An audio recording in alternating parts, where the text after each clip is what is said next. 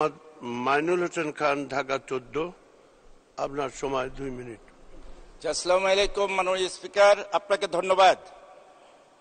মাননীয় স্পিকার, কার্যপ্রণালী বিধি 71 বিধি অনুসারে জরুরি গুরুত্ব সম্পন্ন বিষয় সম্পর্কে আপনার মনোযোগ আকর্ষণ করছি।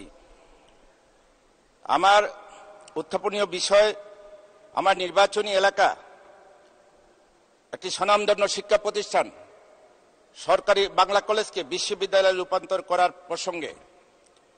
মাননীয় স্পিকার, বর্তমান সরকার একটি শিক্ষা বান্ধব সরকার।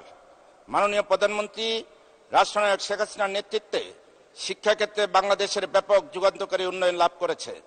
আমার নির্বাচনী এলাকার 187 ঢাকা 14 দারুস সালাম থানার অন্তর্গত সরকারি বাংলা কলেজ একটি ঐতিহ্যবাহী কলেজ, যা 22.5 একর জমির উপর 1 অক্টোবর 1962 সালে স্থাপিত হয়। কলেজটির প্রথম সভাপতি ছিলেন বহুভাষাবিদ ও দার্শনিক ডক্টর মোহাম্মদ শহীদুল্লাহ।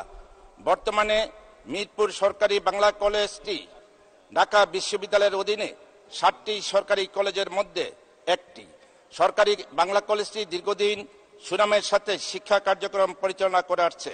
বর্তমানে এই কলেজে প্রায় 12,500-এর অধিক শিক্ষার্থী অধ্যয়নরত আছেন। এখানে বাংলা, ইংরাজি, রাষ্ট্রবিজ্ঞান, দর্শন, প্রাণীবিদ্যা, উদ্ভিদবিদ্যা, মৃত্তিকা বিজ্ঞান, পদার্থ রসায়ন, গণিত, হিসাব বিজ্ঞান, ফিনান্স, মার্কেটিং, ব্যবস্থাপনা, অর্থনীতি, ইতিহাস, ইসলামিক শিক্ষা, ভূগোল, অনার্স এবং মাস্টার্স বিষয়ে চালু রয়েছে।